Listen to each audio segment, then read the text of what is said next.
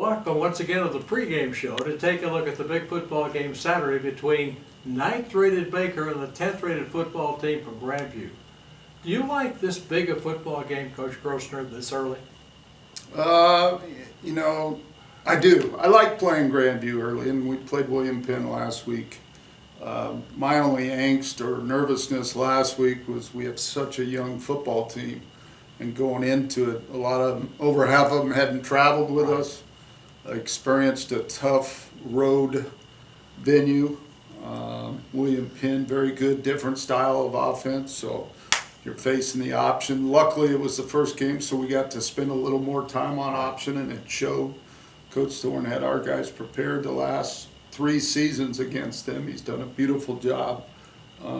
We've played Grandview 4 straight early. 3 the first game, now this is the second game.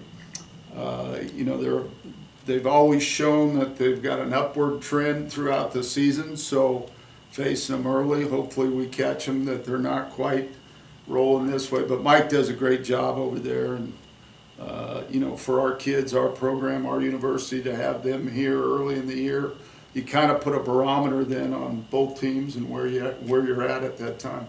Last year is the best offensive game I've ever seen in this conference, 48-41. We know that Doc is not returning, thank goodness. Yeah. Tell me about their quarterback, Ben Firkin.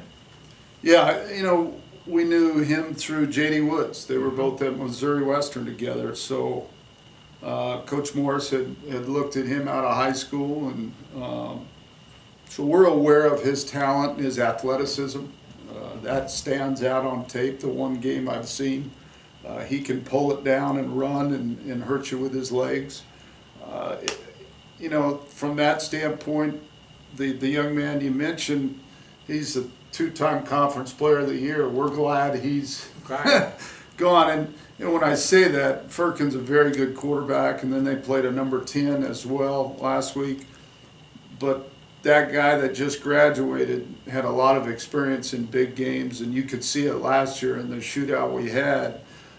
He was hitting guys down the field vertical on us. He knew how to attack us from a jump ball standpoint to his guys, and then he was pulling it down and making some yards running.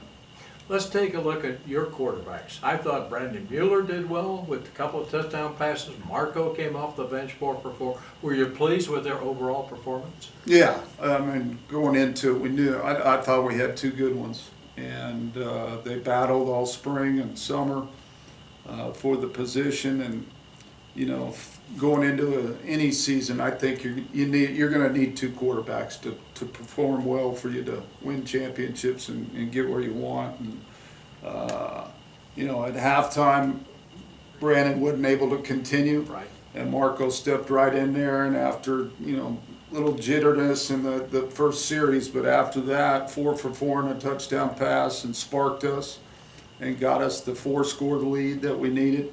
And then here came Brandon, back in the game and made a lot of plays towards the end and did a good job. So proud of both of them. The biggest thing with 2 quarterbacks is they both got to be ready. And if you can sell the fact that, hey, you're 1 hit away or 1 bad half of play away from playing because you deserve it and you can win for us, then we'll have a good situation. I think, Marco's learning. Last year, Brandon learned be prepared because he got an opportunity when Logan went down and wasn't ready. And here come Marco. And now it's kind of switched. Brandon prepared, developed, Marco kept developing, and now we're in the spot where we have 2 really good ones. Take a look at running back. J.D. Wood did have a touchdown of the game. Cornell did a good, solid job. How important is the run game on Saturday? I think it's important every Saturday in our offense, because if we really can do that, I think it opens up everything for us. To have both those guys ready to go in the 2 different styles is really unique for our offense. So, there's times we're going to sputter running the ball based off what the defense is trying to do.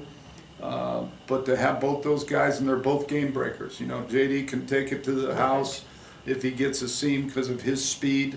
And then Cornell is that type of kid, he's hard to tackle. So it might not look like a very good play, and all of a sudden he'll bounce out and make something out of it. So we're going to need both of them all year. It's a long season, and we're happy we got both of them going. Take a look at your defense. I thought they played well against the run. Did you? Yeah, I was not surprised, but I had a lot of angst going in about our interior D-line, and I thought they played adequate against a very good offensive line that had 5 guys returning, and a very unique scheme that we needed those guys to play well inside. Our defensive ends, I love them across the board. We got seniors, we got experience, so I feel good there.